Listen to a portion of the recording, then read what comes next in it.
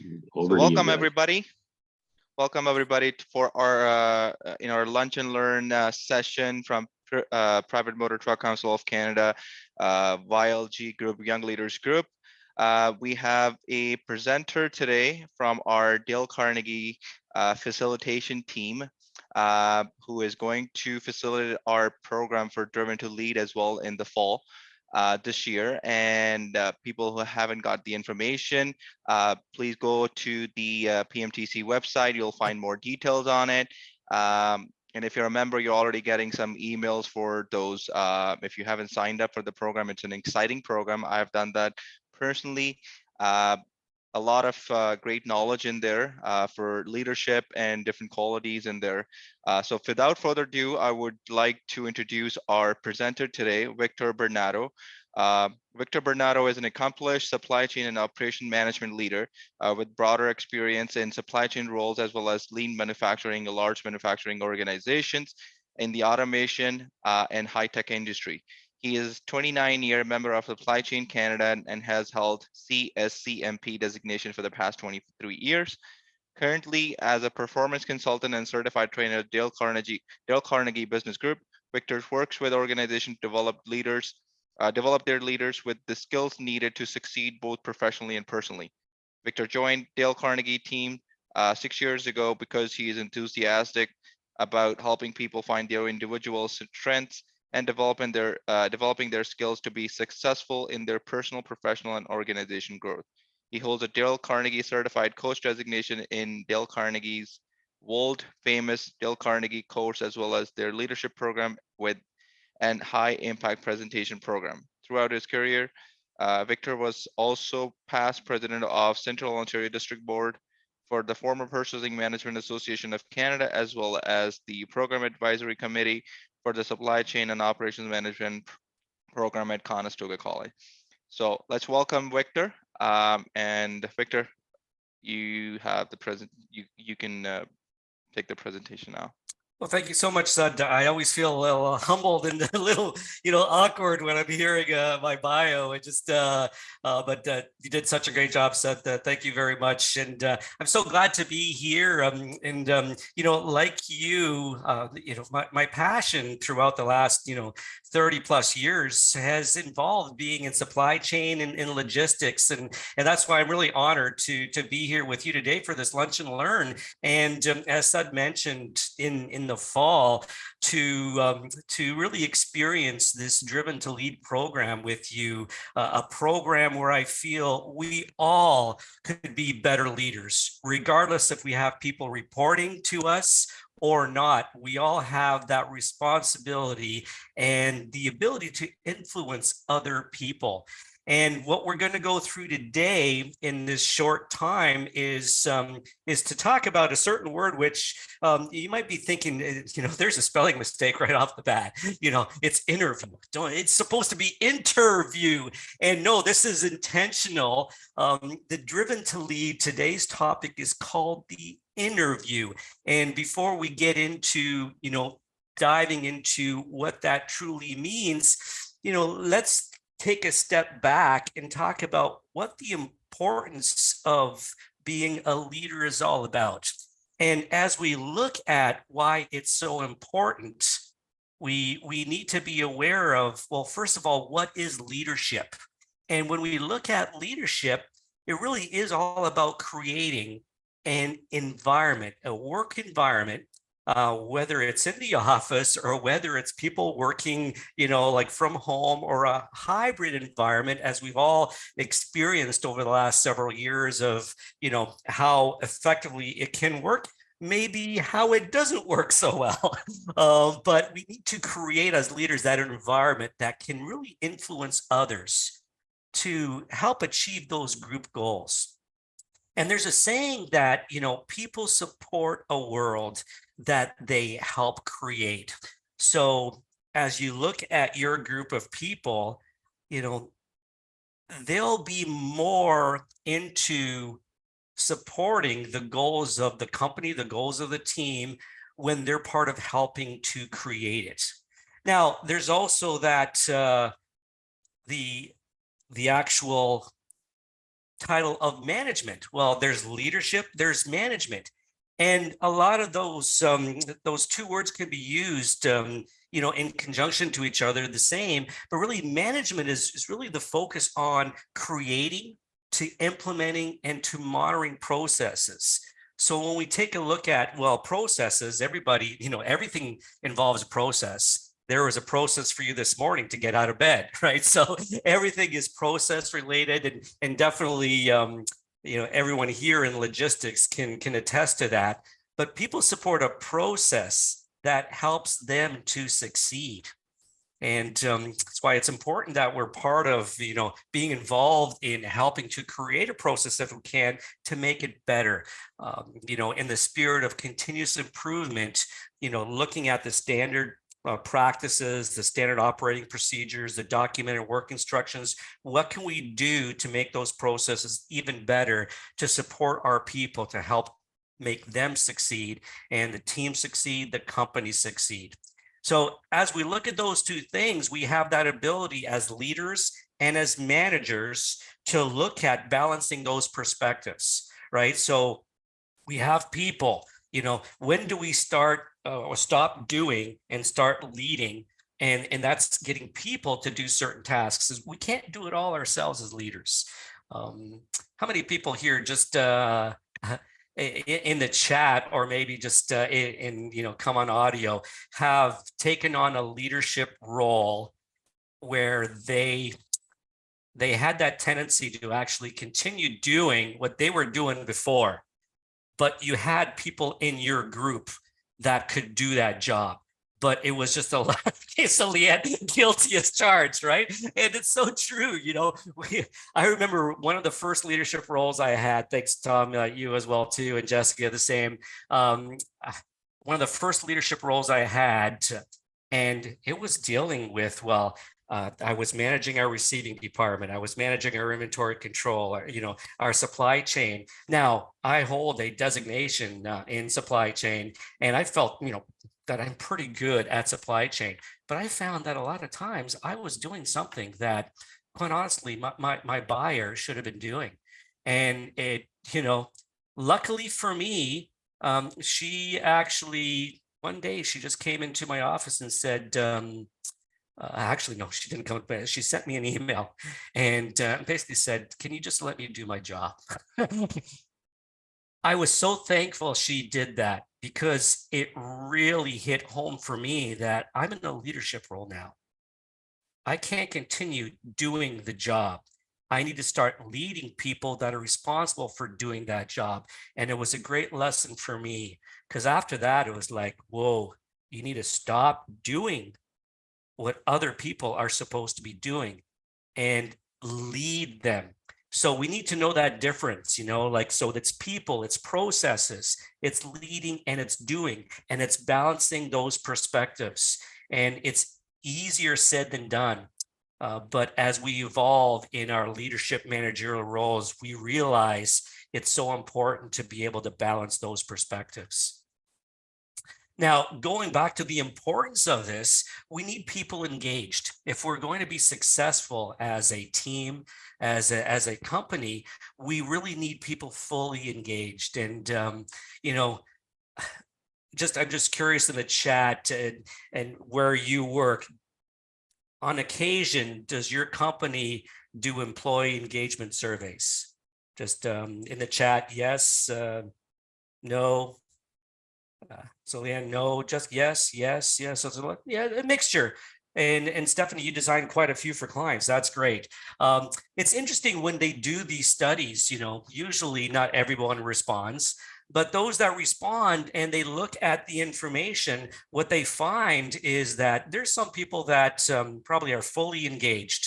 They're committed to the company. And when we define fully engaged, it's not only their skills and knowledge, but it's also the emotional part of them. They're emotionally and intellectually committed, right? And their mindset, their attitude, you get all those together and you have somebody that's fully engaged. But the reality in most companies is that there's a huge percentage of people that might be partially engaged, not fully, or probably not engaged at all. And, if we go deeper and find out really why is that? Well, there's really three drivers to employee engagement.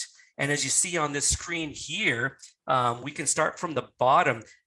People are engaged when they have pride in the organization.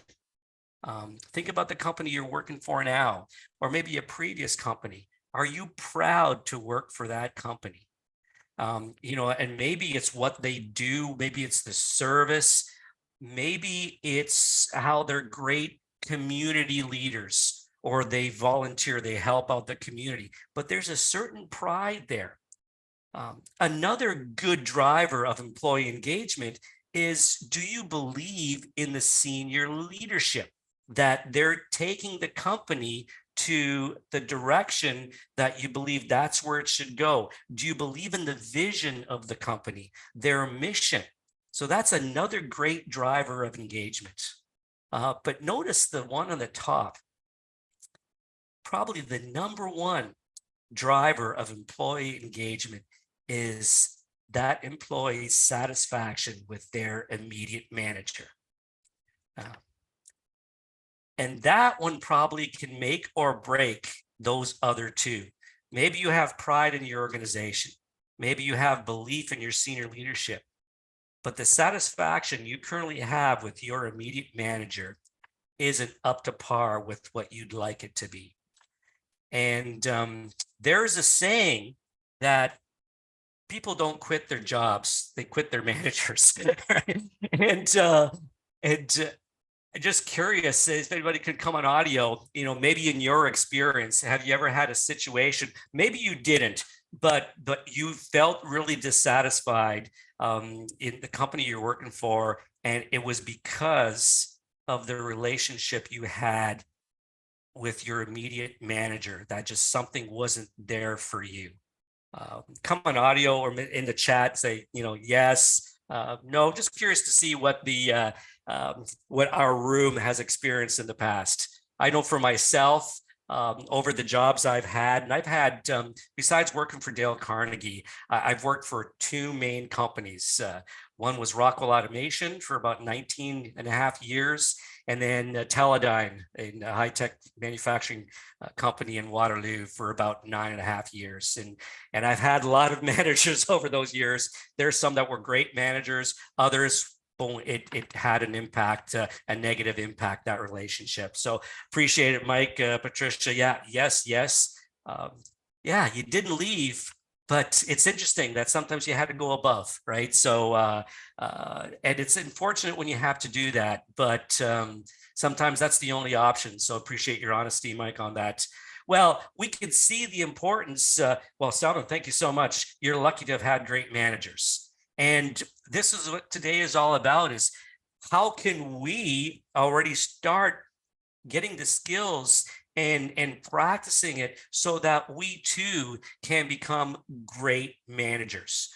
We might be good now. How can we go from good to great, as Jim Collins' book mentions, right? But we all need to, and I think we can all agree, there's room for improvement so that we can become a great manager. Yeah, thank you, Jessica. One job you liked the immediate manager, but left because of the CEO. So it was that trust or belief in senior leadership. So big drivers of engagement, they're those three drivers. By the way, the number 4, there's a number 4 driver, and that is you, right? So obviously you have a big part to play in it.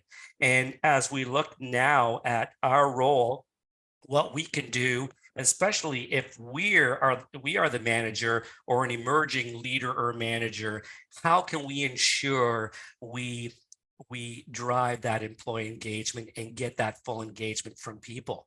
And that's why we're here. That is the reason why something such as an interview is so important.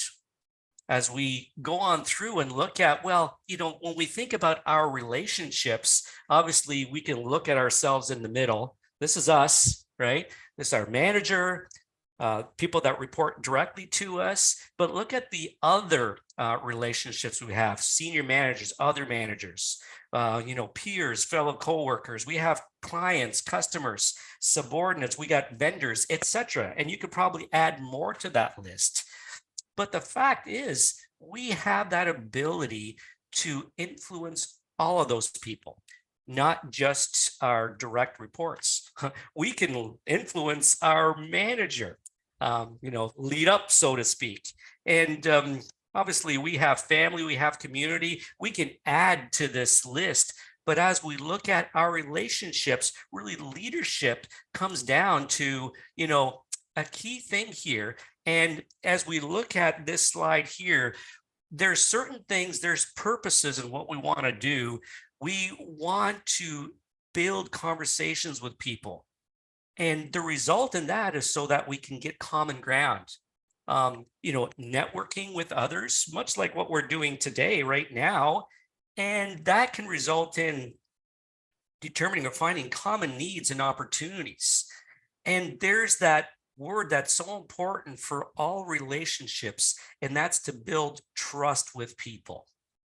And when we start building trust, because we can't buy it, just because we have a leadership role and we have that on our business card doesn't mean that people need, to trust us. We need to earn that right, and we need to build that trust and rapport. And a great way that we do that, if we can find common values, find what people value, that is a great, great foundation as a leader to help get full engagement from people. Now, the interview, many leaders have found that that whole thing about building a deeper connection with their team can really, we talked about that importance of creating that environment. It really helps in getting people to willingly want to cooperate, to commit to doing something because they want to, instead of they need to. That word compliance. Hey, and let's be real here. There's certain things that we need to comply with. But are people just doing it because they have to, because you're the boss, or because it's a company policy? Or do they also see the reason that, hey, no, like I want to? They're willingly cooperating.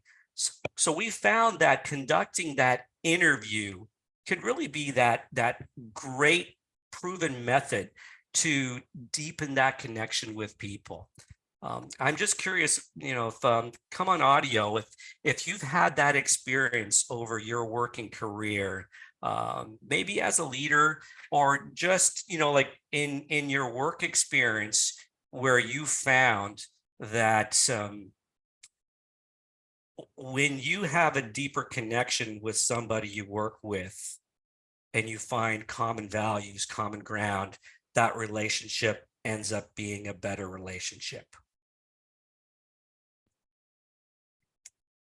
I'll jump in then. Thanks, Mike. I've had it for both sides, right? Where I was the one who had a good relationship with my supervisor or superior. And, if you get to know each other, whether you don't even have to necessarily have common interests, but if you get to know each other and, actually know about their family life at home, and care about their relationships, and they care about your family life at home and relationships, it opens up a connection. And if you like somebody and respect somebody, you want to work for them more. Right? Yeah. If you don't have a connection or a build, you don't really worry about disappointing them. Right? And same, in a leadership role, having the connection with people that work for me. If they don't like you, they're not going to do a good job. Right? So it goes both ways, no matter which side of the scale you're on. And if you're not having those conversations, or even making an attempt to get to know people better, the one thing you said, Mike, was really interesting. You don't have to have common interests, and that's okay, right? But if we're willing to go out there as leaders to find out more about our people, what makes them tick, what they value, it really goes a long way in that person feeling more valued, that you know them, more than just employee number 271, right? So any other thoughts? Let's hear one more person just come on audio. What's been your experience when you've taken that extra step, or maybe your leader, one of your managers has taken that extra step to get to know you a bit better? Yeah, Victor, with my boss, like I'm filling in for him today. So I feel like because I know him really well and his values and the decisions that he would make, I can do my job filling in for him more confidently because I know the situations that come up today. I know that I can handle them in the way that I think he would wish. And I hope that's the same with the people that I manage as well. We spend so much time together and understand each other that when they're managing their own teams, they're doing it in a way that would meet my expectations and how I would do it in their positions as well. So for me, I think having those strong relationships gives me confidence in doing my job and confidence in the job that my team members are doing as well, if that makes sense. Yeah. Oh, perfectly. Thank you, Leanne. You know, it's as you were talking, it just reminded me of, you know, when we, especially, you know, if our manager's away and we're tasked to do some of their job, we want to do a good job, and we know what they consider is the way they would do it, right? And I've heard in the past where, you know, like, and I've said it to some of my managers, you know, my job is to make you look good, right? And it helps to know exactly what good for them is like. Patricia, how about you? Yeah, I was just going to add in there, Vic, about the being authentic. Yeah. As so well. Tell us more about that. What does authentic mean in your experience?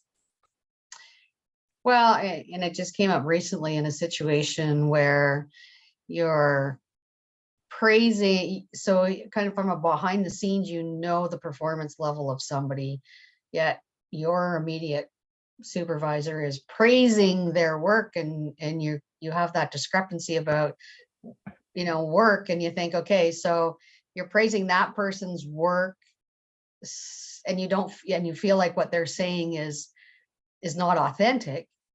So what does that mean when you're praising mine? Yours actually, is it authentic, or am I getting the same line? Yeah. And it's a good reminder to all leaders is that, you know, to treat people like equally and make it an all-inclusive environment, because everybody's watching. And when some employee gets some kind of praise or, you know, some kind of comment, and then you're going, hey, but how about me, right? And, you know, don't you appreciate my authenticity or what I've done?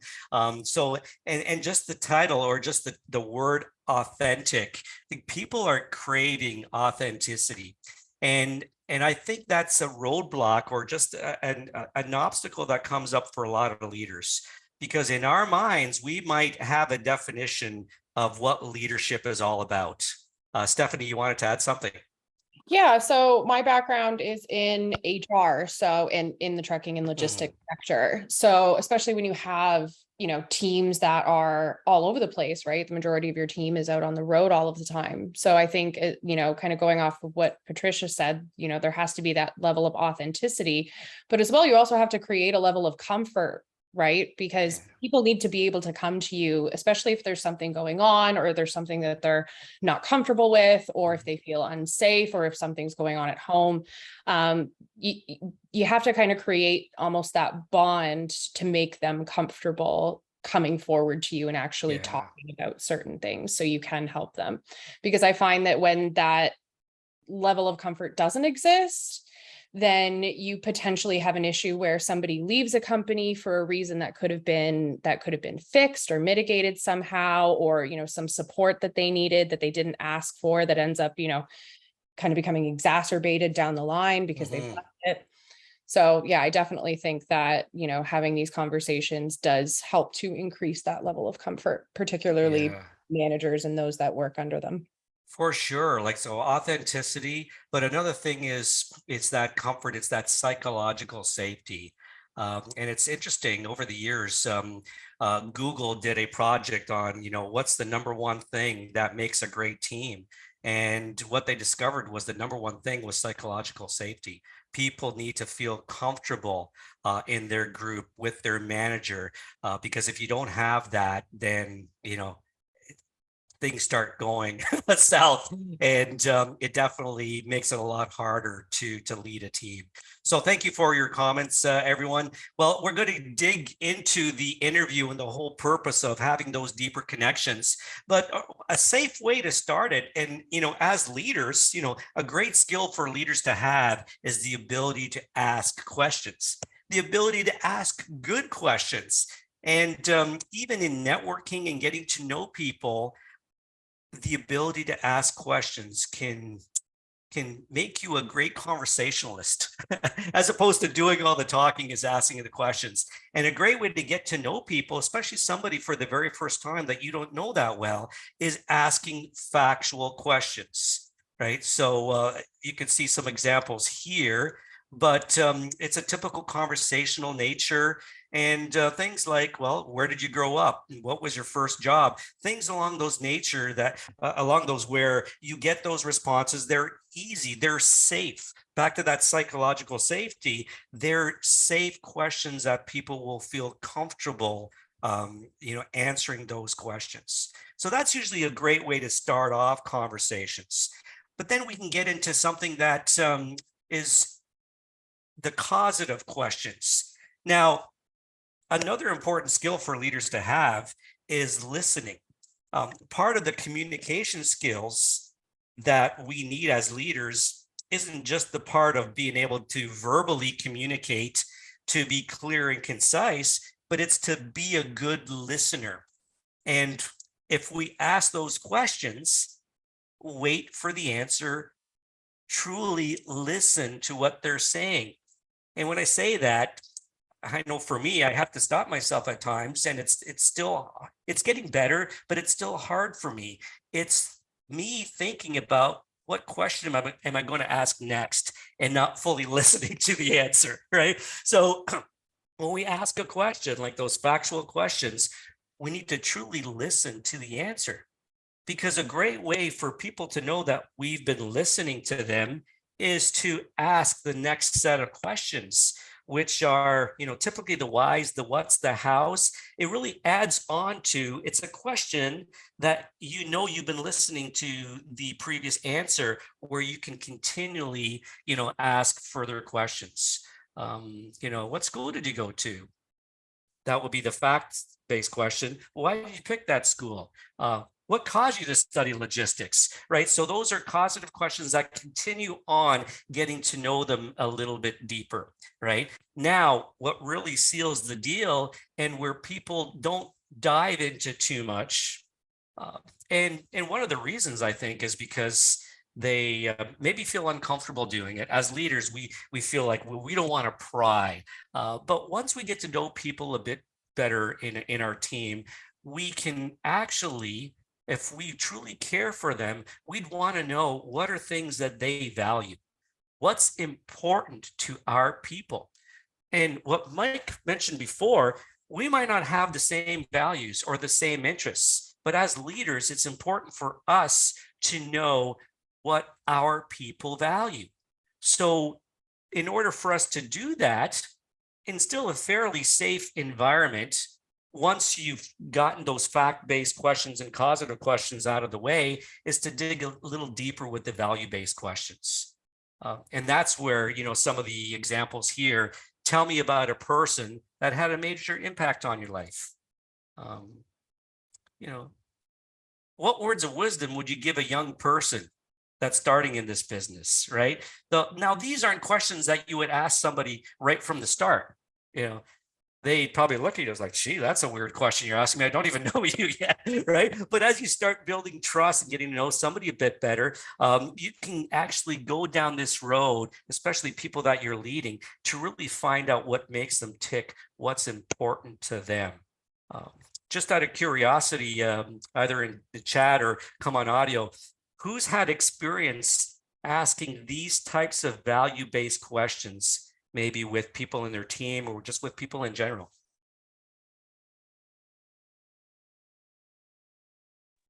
I think like in our office, we always try and have check-ins with our staff as much as we can. So, you know, people pass by our office. I think our HR offices are situated in a good spot where we're close to the lunchroom. Okay. So when people pass by, we kind of just talk to them and Yeah. get an idea of, you know, what's going on, like what they're dealing with, Yeah. stuff like that. But there's definitely a lot of times where, you know, you'll get into a conversation and then you genuinely want to learn more. You know, you genuinely want to know more about that person or how they got to where they are, or, you know, what their goals are and stuff. And now, like, we're dealing with a lot of succession planning over here. So a lot of the conversations we've been having recently have been like, where do you see yourself in 5 years? Like, you know, do you want to further your education, stuff like that. So there's a lot of like learning more about the employees here and kind of driving them and getting them to where they want to be.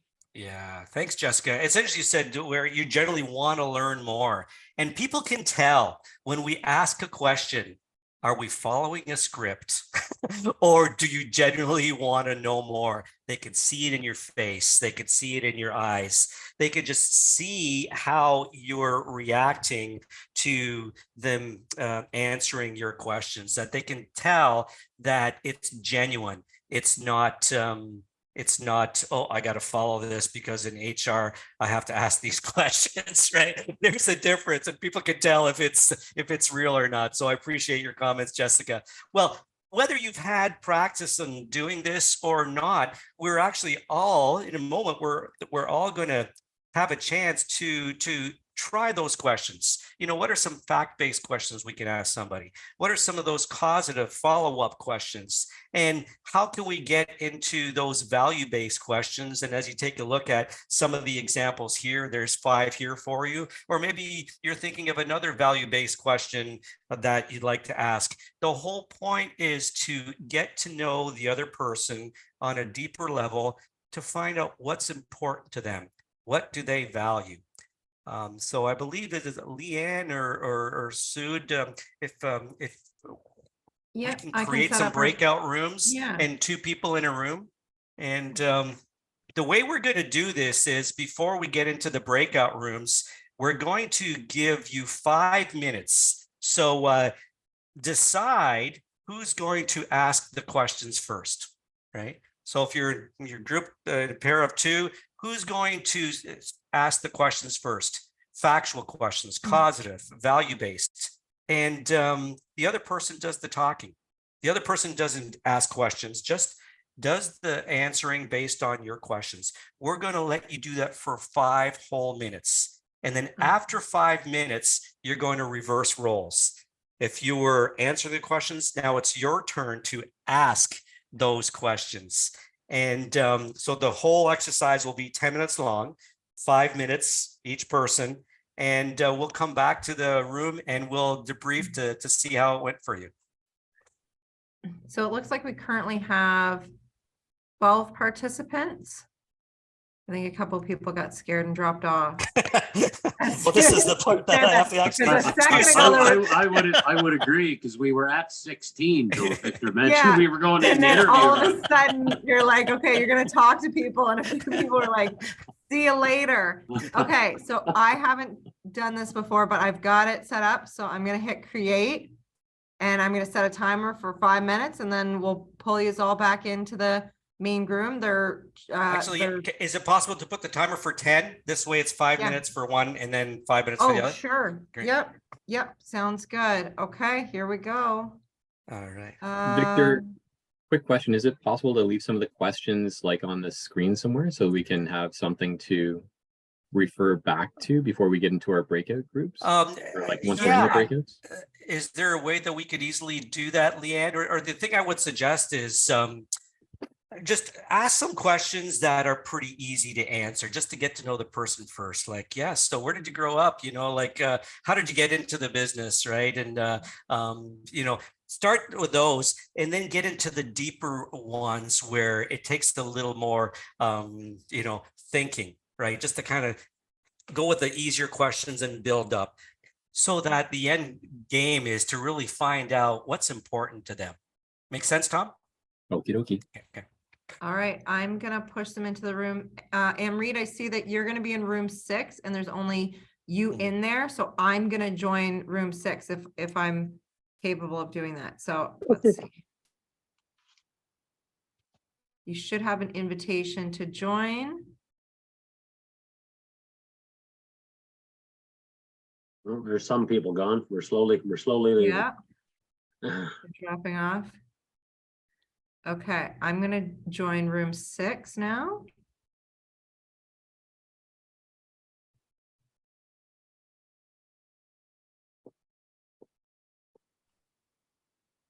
I think Leanne might have just froze. Oh, there she goes. Okay, great. So I guess, what us three are in a room? Is that? Yeah, is that I what we saw, figured out here? we'll be done by 12:50 and hopefully that's okay. Or maybe we can close off the breakout rooms a little earlier, but yeah, that should be fine. We will take the Q&A maybe for 5 I'm minutes, wondering and who's then by at the end. themselves. I wonder, like, there was 12 people, and if there's 3 here, oh, there we go. I was gonna Oh, say we somebody else have, has got to be joining we because have somebody's by Tom here now. themselves. I was in a breakout room by myself. Oh, okay. Well, Okay. Tom, thanks Oh, for joining us okay, back. okay.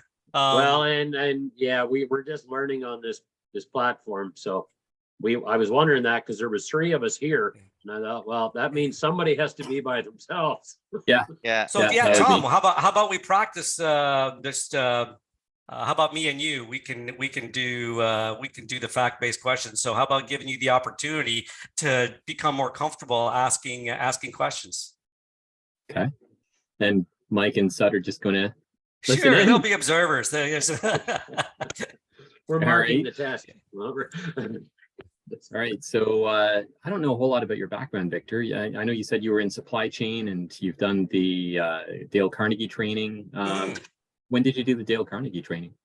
Yeah, it was interesting. I've actually done it twice. The first time was in the 90s. I'm really dating myself, but I was at Rockwell Automation at the time in the purchasing department.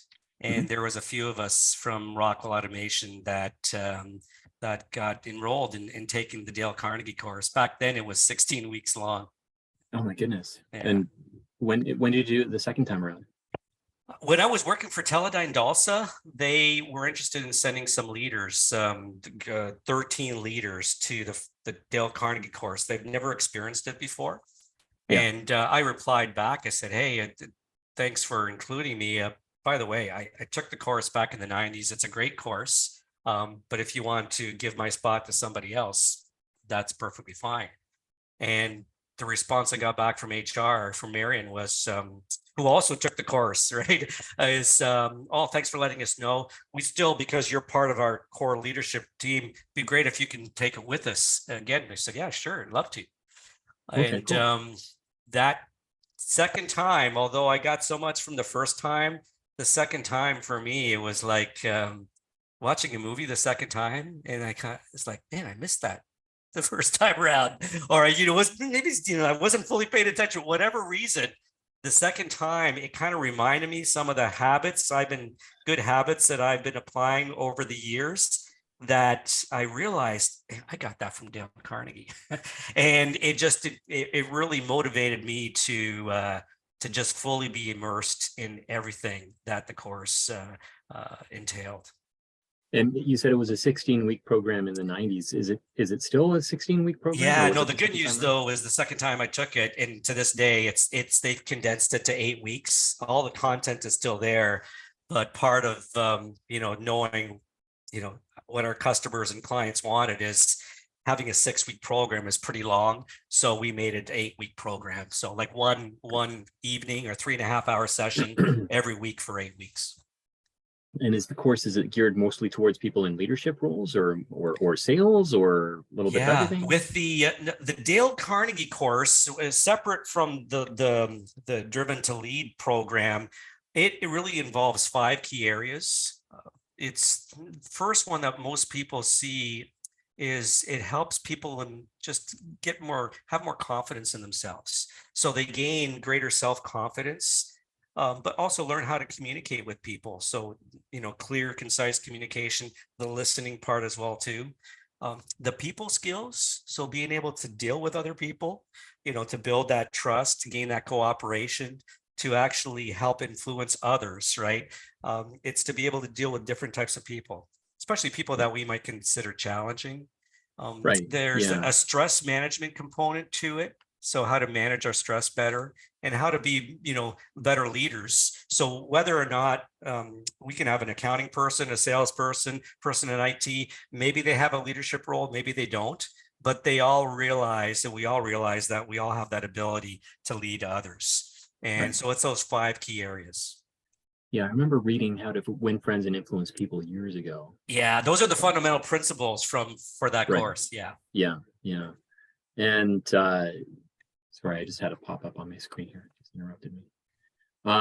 And so what made you decide to do that course yourself? Like, was there something specific you wanted to get out of it, especially the second time around? Because you already knew what it was after doing it once. So what made you decide to do it again? I had this this need to just be better, to be a better version of myself.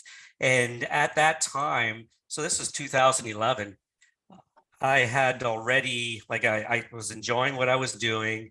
I was in lean manufacturing, supply chain at Teledyne Dalsa, but I just wanted to be better, more influential with people. And what that course did for me was it really gave me the self-confidence that it's okay for me to be authentic. We heard that word before, and just the being authentic. I found that at times I was trying to be a little bit of this person, a little bit of that person.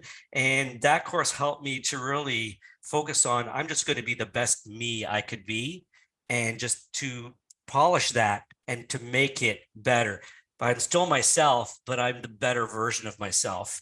And that second time, that's what really nailed it for me, is I'm just going to be my authentic self, but polish it up through what I learned from this program, even if it's the second time around, really make it relevant in my life and apply those principles. And now so is the material that you shared today, was that part of that must be from the Dale Carnegie training, I'm assuming, is it, or is all of it? The interview actually isn't covered. We cover having conversations with people in the Dale Carnegie course. So there's a similar component there, whereas the interview is focused more on leadership and really finding out what our people's values are and getting to know our people that report to us on a deeper level. So it was just a basic foundation of that. This interview is in the Driven to Lead program, which focuses more on the leadership role. Gotcha. Okay. And so sharing the information that you do about the interview, what do you find that you get out of this, like being a course facilitator like this? Why do you do it? Yeah, it's a good question. And it was hard for me back in, it was 2016 where I truly thought of, I want to do this full time.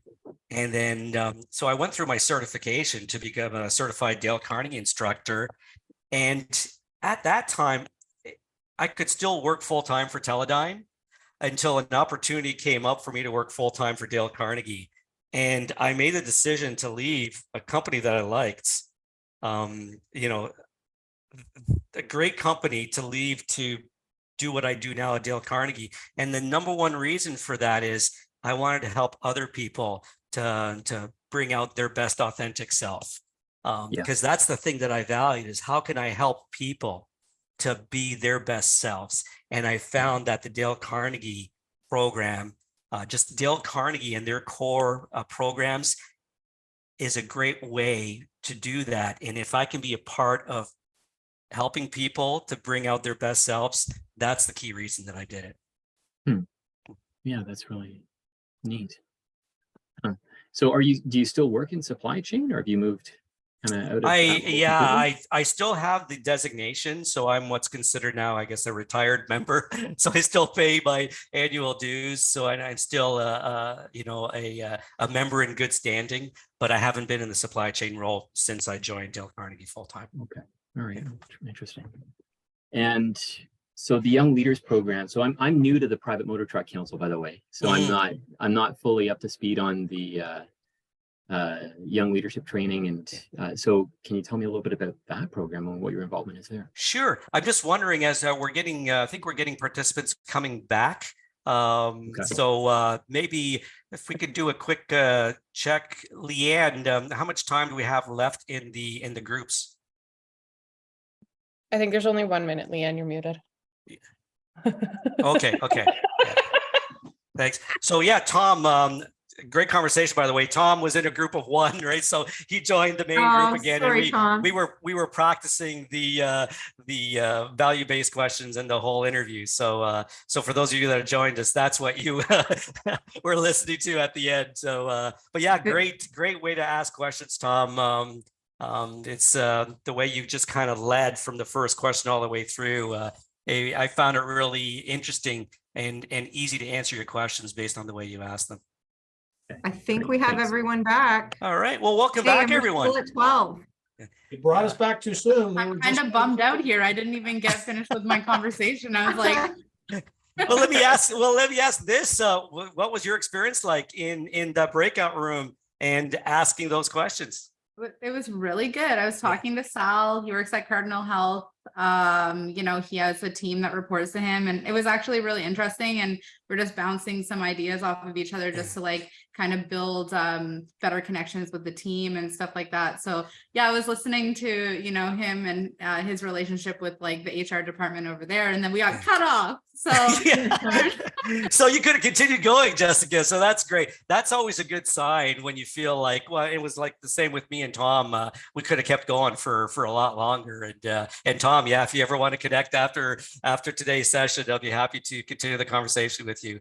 But yeah, it's a good sign when you feel like, wow, I really, you know, back to what you were saying before, Jessica, I genuinely want to know, right? And it's a great sign when your leader shows interest in you and wants to know what you value, because great leaders will do that. Great leaders, if they know what their people value, will help them with their goals, with what they want to achieve in life. You won't be able to do that if you don't have those conversations. So thanks for that, Jessica. So it's 12:51 now. So Sud, how do you want to close off today's session? So we'll have the Q&A before we end the session. If there are any specific questions from the audience about the program, or to specifically to Victor about this interview thing, feel free to ask. Yes, Leanne. Either in chat. I have 700 questions, but I'm going to try and limit those down. So what you've given us is like a sneak peek to our portion of our Driven to Lead. Yeah. Now, this is all good. The challenge that I find sometimes, and that makes me nervous when I enter a crowd, is sometimes I struggle to remember and match the right person to the right story. So in the Driven to Lead, is there anything that will help us kind of bring those, because this interview it's excellent because that gets you to that relationship, that gets you to that. I saw in our breakout session, how quickly you feel like you've gone through a barrier and get to that person and understand that person so fast in like 5 minutes, you know? But then you've got all this valuable information. How do you keep that link? Yeah. Well, and that's a really interesting question, Leanne, because that's part of getting to know people. And in our memory, sometimes we wanted to remember everything, but the fact is sometimes we forget or we don't fully, it becomes diluted and we only remember certain parts of it. The great thing about the Driven to Lead program, and really all of our programs, is we have a key foundation. And Tom, during our conversation, we alluded to it, but it's basically if anybody's read or has heard of Dale Carnegie's book, How to Win Friends and Influence People, everybody in the Driven to Lead program gets a copy of that, has access to that, and we do go through those principles. And the very first set of there's 30 principles, and 9 of those principles have everything to do with what we're talking about right now, and that's building trust and rapport with people. How do you deal with people? And one of the principles, talks about how to remember their name and certain things about them. And we go into some of those ways that can help us to remember certain things about people, that if we practice those and we're intentional about it, we can visualize that, and it becomes a lot easier to remember those. Very cool. Thank you. And is this setup kind of similar to how you run the Driven to Lead, or do you have a different kind of format? Yeah, so in the Driven to Lead, there's a hybrid option. I believe the way we have it set up for the fall with Driven to Lead is there's going to be some sessions that are going to be on site at our Mississauga Dale Carnegie office, and others that are going to be online. So we'll be going through this similar kind of process. The one thing that we proud ourselves in doing it is it's not just a lecturing thing. And we found some people drop it off when we got into the actual exercise part, but we do it by design because we feel that we learn better if we actually practice it. And it's a safe environment because we're all in this for the same reasons. And the best way of getting good at something is to learn it and then practice it and then being coached. And if we can do that in our environment, then when we actually practice it in real life with our people, we'll be more versed and more confident in applying those techniques and those principles. So what you're seeing here today is really a good snapshot of how we're going to do this. We're going to talk about something, we're going to practice it, right? And then we're going to get coached on it. And there's that cycle of performance improvement where we realize we need to get better at something. We give you some knowledge, we practice it, and we start developing those skills. And that cycle repeats over the program. Very cool. Thank you. We got a quick time, we have time for one more question before we close off. If anybody has, all right, so thank you so much, Victor, for presenting our a quick sneak peek of the Driven to Lead program, which is going to run on starting September 27th. The first 2 sessions are in person only at the Dale Carnegie's office location in Mississauga, and the other 5 sessions are hybrid, half-day hybrid program. And the dates and everything is starts from September the 27th. October 3rd is the 3rd session. October 4th, 5th. I think, yeah. Thanks, Victor, oh, there for we go. putting that on the slide. Very cool. Thank you so much. So these are the dates, and if you need more information about the program, you can always send us an email or go on to the PMT website, pmt.ca, or you can email Annette, the coordinator in the PMTC team, executive coordinator at info@pmtc.ca. Before we close off, I would like to thank our program sponsors, which is like returning sponsors for this year again. They were previously our sponsors as well, the CARE TS and Transrep for the last 2 sessions in 2019 and 2020.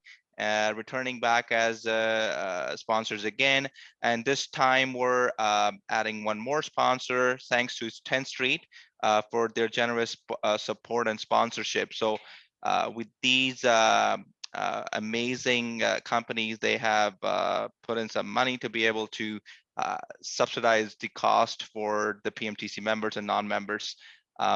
So if you need more information about the program, please reach out to the PMTC team members, YLG group members. We are here to help you with the information, or you can reach out to Victor directly as well if you need more information.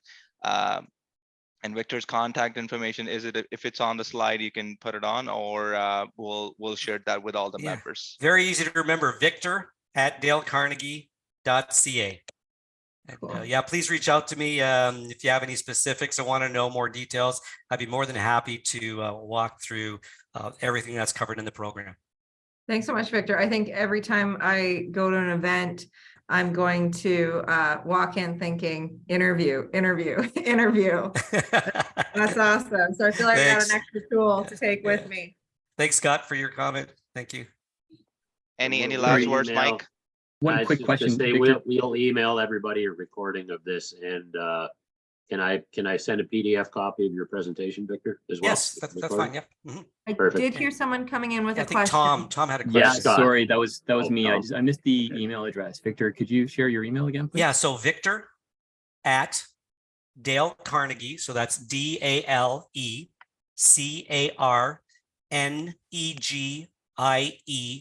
DALECarnegie.ca.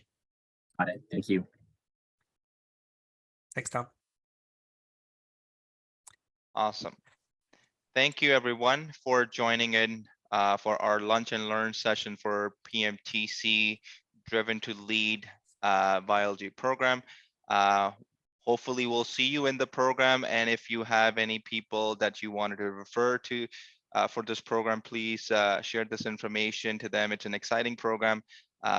I personally have done this, so I can vouch for that. It's a great information that you can learn off the leadership side, how to deal with the people and how to navigate those things easily. So once again, thank you everybody for joining in.